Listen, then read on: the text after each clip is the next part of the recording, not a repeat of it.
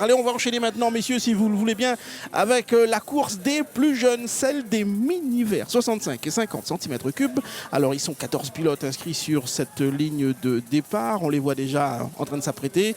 Le leader de ce championnat s'appelle Matteo Tournebise, numéro 51. Le voilà. Juste pour la précision, mon cher Philippe Velliot, dans cette catégorie, ça va de quel âge à quel âge? Je crois que c'est à partir de 7 ans, il me semble. Oui, c'est de 7 à... Dans le micro. De 7 à 11 ans, il me semble. Ans, oui, voilà, de 7 à 11 ans. Et contrairement aux aînés, ceux-là, ils vont courir donc pendant 15 minutes plus un tour. Un tour, oui. Voilà, et le départ, c'est dans 15 secondes exactement. Alors, on a vu, je ne sais pas si on a vu la liste des partants de cette catégorie. En tout cas, c'est parti pour cette deuxième manche, donc des mini-verts 65-50 cm3 avec, on l'a dit, un leader qui s'appelle Matteo Tournebise et c'est le numéro 51. Alors forcément là on n'est plus dans le ça roule moins vite, les cylindrées sont moindres, mais quand même à cet âge-là déjà manœuvrer aussi bien, être aussi à l'aise, bon c'est chapeau quand même. Hein. Il y a quand même, c'est jeune mais on sent qu'il y a de la pratique, des jeunes qui ont commencé cette pratique très très tôt. On peut la commencer à quel âge, la pratique du motocross, Philippe? Le motocross, à partir de 4 ans, on peut commencer à monter sur des motos dites éducatives. Après, en fonction des tranches d'âge, on passe le guidon bronze, d'argent, or. Après, on peut courir dans les catégories respectives. Les différences de toise, évidemment, sont importantes puisque vous pouvez trouver un petit jeune à 7 ans qui a un gabarit de gars de 10-11 ans. C'est un petit peu le côté Grondin-Quentin dans notre catégorie qui est très très grand. Et ils sont plus ou moins avantagés et c'est surtout au niveau force physique et capacité physique que ça a joué. À cet âge-là, ce sont des jouets, ils s'amusent, c'est très ludique. Et en même temps, ils rêvent tous de devenir champions du monde. Donc ils se retrouvent un petit peu dans les courses, dans les champions, dans les Pascal d'Orseuil par exemple, qu'ils adorent et qui se idolâtrent en regardant la télé, en regardant les courses. Et ça les motive. Donc Tournebise fait partie des petits champions de demain. Ils sont 2-3 comme ça et c'est très bien. Tournebise Matteo, donc... qui est le leader actuel donc, de ce championnat en 65 cm3.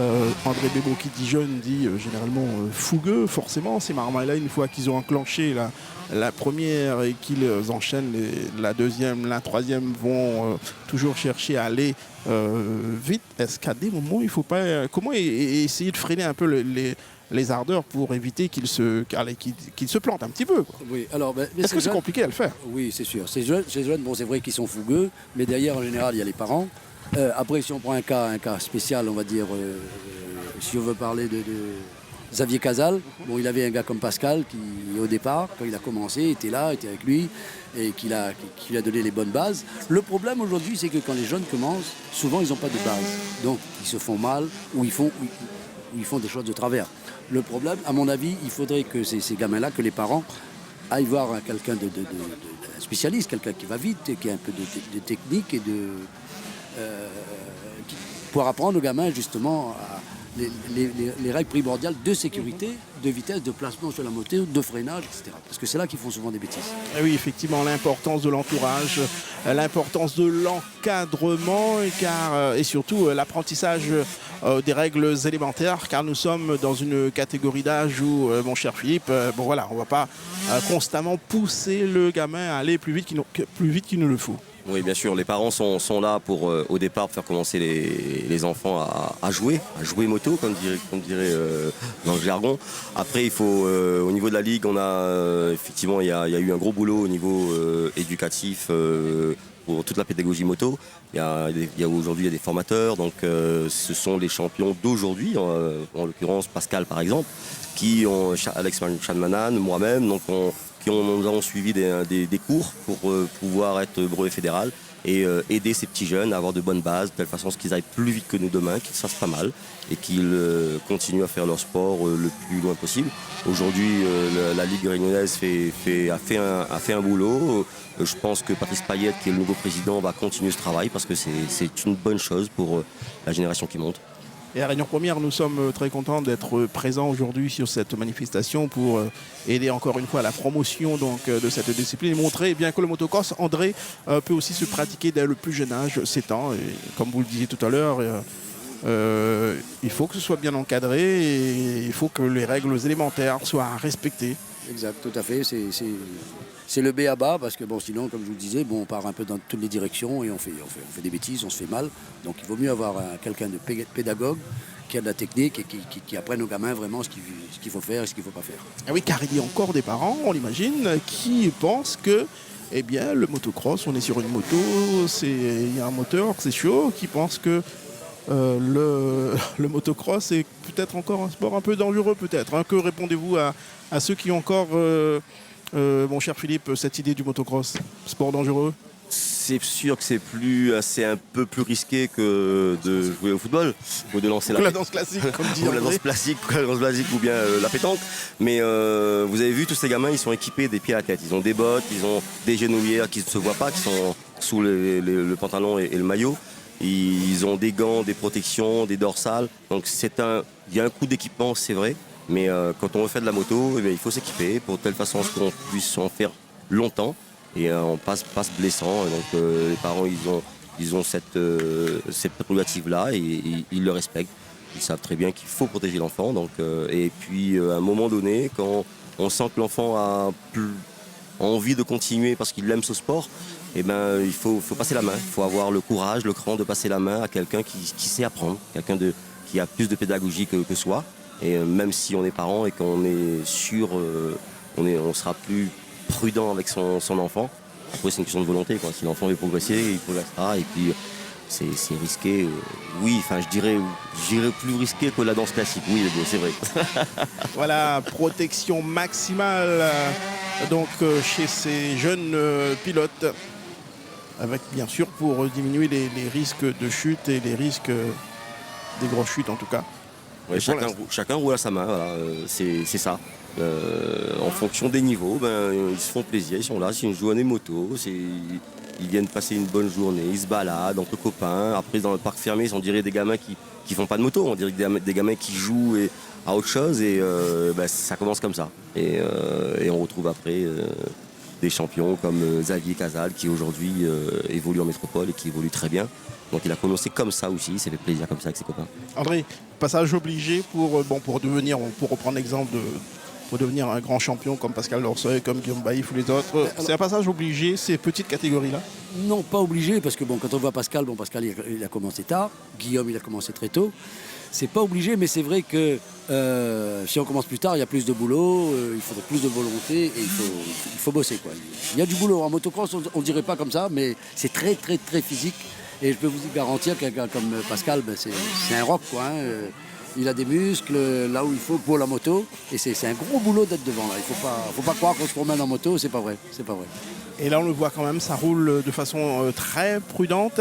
Allez, on va faire un petit point sur cette deuxième manche des 65-50 cm3, avec pour l'instant Matteo Tournebise, qui est le leader actuel du championnat, qui mène les débats. On rappelle que ce jeune garçon avait déjà remporté les 2 premières journées de championnat à la Ravena Malher et au Petit Tampon. Il confirme là, pour l'instant donc sa position de leader. Il est devant Juan Gerville et Aurélie Baïf, la seule jeune fille, me semble-t-il, à courir dans cette catégorie. Et ça aussi, il faut le signaler. Hein. Petite Aurélie, petite jeune fille au milieu des jeunes garçons. Et pour l'instant, sur la 3e marche du podium. C'est beau, parce que même le motocross, c'est un sport dur. Hein, et on voit une fille, et il y a, même dans les autres catégories, il y a des filles qui roulent. Et c'est très bien, ça nous... On montre qu'on n'est pas sexiste dans la moto. Alors oui, juste une petite rectification, effectivement, on a été un peu tourné. Alors c'est Philippe Béliot donc, qui nous le montre. En fait, il y a une petite erreur sur le nom de... C'est Aurélien Baïf. C'est Aurélien Baïf, Effectivement, c'est un petit garçon. c'est Aurélien Baïf. Alors Aurélien, il faut nous excuser, hein, après pour une fille, désolé. Voilà, Mais on s'excuse en tout cas. Voilà, effectivement, il manquait un N donc, au prénom de ce jeune garçon, Aurélien Baïf, troisième pour l'instant donc de cette manche des 65 et 50 cm3. Donc, Mais ceci dit, excuse-moi, il y a des filles, il y a pas mal de filles qui roulent, hein, il y a de plus en plus, et ça c'est bien, c'est intéressant. Et il faut le noter. ouais, effectivement, tout à l'heure, Katiana avait sondé quelques spectateurs donc, qui nous disaient venir suivre deux jeunes filles notamment, je crois, qui roulaient. On aura certainement l'occasion de les voir puisqu'on va, on rappelle hein, qu'on a 10 courses en tout à vous proposer cet après-midi, 10 courses dans cette catégorie différente. Et on parlait, quand on parle de jeunes, on parlait également de jeunes prodiges de Xavier Casal. Et bien, on le verra à l'œuvre tout à l'heure, notre champion du monde par équipe, dans la catégorie juste après celle des minimes cadets 85 cm3. Donc le motocross, si on l'a bien compris, André, ça peut se pratiquer dès le plus jeune âge à 7 ans et puis ça se conjugue aussi parfaitement au féminin. Oui, tout à fait, tout à fait. Et il y a de plus en plus de filles, comme je le disais, alors que nous, à notre époque, il y avait que Jacqueline Pavou à l'époque qui roulait. Et bon, elle était un peu l'épouvantail parce que tout le monde ne comprenait pas. Mais aujourd'hui, ça fait plaisir de voir qu'il y a des filles aussi qui viennent. D'ailleurs, on a failli avoir aujourd'hui Livia Lancelot, qui est championne du monde, Effectivement. qui a failli venir. Bon, dommage parce que ça aurait été très très beau, du gros spectacle. Et je pense qu'elle n'aurait pas été loin d'un Pascal Danseuil ou d'un Guillaume Baïf. Nous, ça nous aurait fait rigoler qu'elle soit devant. Bon, ce sera peut-être pour la prochaine fois. Oui, ça nous aurait fait rigoler. Philippe Véliot, bon, je disais, vous êtes des anciens champions de motocross, vous êtes des personnalités connues, reconnues dans ce milieu de la moto. Qu'est-ce qui a changé entre, allez, je vais pas être trop méchant, entre l'époque pas si ancienne que ça où vous rouliez et aujourd'hui, qu'est-ce qui a fondamentalement changé? Beaucoup de choses ont changé. Les motos ont énormément évolué. Avant, effectivement, les motos étaient beaucoup moins suspendues, les moteurs étaient beaucoup moins bien. Mais les pilotes n'étaient pas forcément où on était doué ou pas, et puis ça aidait beaucoup. Aujourd'hui, il ne suffit pas d'être doué, il faut aussi énormément bosser. Donc à l'époque déjà avec Bebo, on faisait pas mal de sport et pas mal de sacrifices. Aujourd'hui, pour rouler devant, il faut en faire encore plus. Et il y a beaucoup de choses qui ont changé. Après, aujourd'hui, le mauvais côté de la chose, c'est pas trop au mérite. Les parents ont envie de faire plaisir aux enfants, donc ils donnent la dernière moto, les derniers équipements. Et si c'était au mérite comme à l'époque, je pense que les résultats auraient été meilleurs. Ça aurait obligé les jeunes pilotes à se surpasser. Et Pascal, lui, bon, il a faim, quoi. Il a toujours eu faim et il n'a pas été très on va dire aisé au départ, et c'est vrai que quand c'est comme les boxeurs, quand on les sort de la rue, il a plus faim que s'il sort d'un milieu bourgeois, et c'est un peu pareil pour tous les sports. Et c'est vrai qu'aujourd'hui c'est un petit peu trop facile, mais ils ont du mérite parce que ça roule très vite. Ça roule très vite, c'est très physique, et 15 minutes quand même de course pour ces garçons-là, ces jeunes garçons-là, âgés entre 7 et 11 ans, ça demande énormément de volonté, de détermination aussi pour ces garçons-là, André. Exactement. Ils ont du mérite et je suis sûr que le soir, après une journée d'entraînement, chez eux, ils doivent être très calmes. Ouais, en fait, on s'est rendu compte dans la liste des engagés qu'il y a un petit nouveau qui a fait sa première course aujourd'hui. C'est le petit Magno Léo, numéro 77. Et c'est un nom qui nous parle puisque c'est quelqu'un qui a fait de la moto, qui a toujours été dans le milieu moto, et on le salue, c'est très bien de commencer, et qui plus est sur une petite course comme ça, très sympathique, ça doit lui faire énormément plaisir. Ouais, ça veut dire que c'est une passion qui se partage de père en fils, ou de père en fille, ou de mère en fille, hein, c'est bien. C'est une belle passion, en tout cas le motocross, et quand on voit ces gamins de 7 à 11 ans le pratiquer de façon si belle, on se dit que c'est une spécialité qui a encore de très beaux jours devant elle. Voilà les derniers instants de cette deuxième manche avec toujours Matteo Tournebise. Qui se met debout de moins en moins, donc il est un peu fatigué là, hein. ça commence à peser. Mais il sort encore la jambe dans les virages, donc c'est l'école, il récite sa leçon. Il a un beau style, il s'applique, on voit qu'il s'applique. Et il n'y a pas de secret, c'est pour ça qu'il est devant d'ailleurs. Hein, alors à quoi voit-on, André, justement, à quoi voit-on le style prometteur du futur champion, du futur grand? Tout simplement, on voit le gars qui s'applique, qui se met dans la bonne position pour les virages, qui sort la jambe comme il faut, qui se met debout dans les freinages, dans les trous, etc. Et c'est là qu'on voit que le gamin, il s'applique, quoi. Il s'applique, et quand on s'applique, généralement, on fait les choses bien. Et on progresse. Comme c'est bien dit, hein, Philippe. Ouais. Et c'est beau. Hein, c'est l'école de la moto. Moi, j'aurais tendance à dire, vous allez dire que je suis chauvin, mais la moto, c'est l'école de la vie. C'est vrai, c'est un peu vrai. Voilà la fin maintenant bientôt la fin de cette deuxième manche. Matteo Tournebise en leader devant Aurélien Baïf et Juan Gerville. Voilà, il n'a pas eu non plus beaucoup de mal à s'imposer dans cette catégorie. Le petit Matteo Tournebise. Et juste après, la prochaine course, celle très attendue, sera celle des minimes cadets 85 cm3. Un joli duel là, en 85, un joli duel entre Xavier Casal et Quentin Gondin. Quentin Gondin qui est un teigneux et qui va. Hein. Lui, c'est, comme on dit dans notre jargon, il y va avec les tripes. On a eu déjà un petit aperçu ce matin, Philippe. Hein, effectivement, il lui a bien coulé au basque. Voilà, il en a terminé en tout cas le petit Matteo Tournebise, vainqueur de cette deuxième manche. Bravo, un grand bravo. Il va se diriger comme les grands vers le kiosque, le poste d'interview où l'attend Hubert Debeu. Voilà le vainqueur. Applaudi lui aussi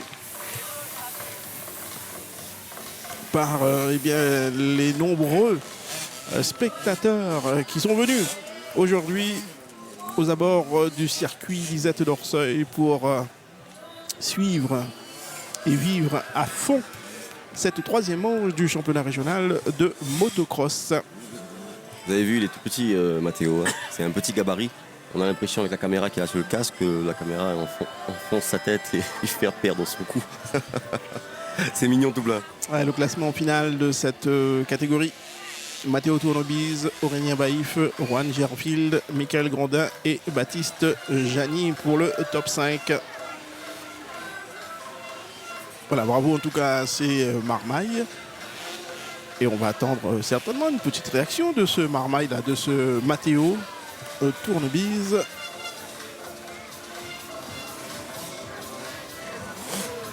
Et voilà donc les premiers de cette catégorie 65-50 cm3.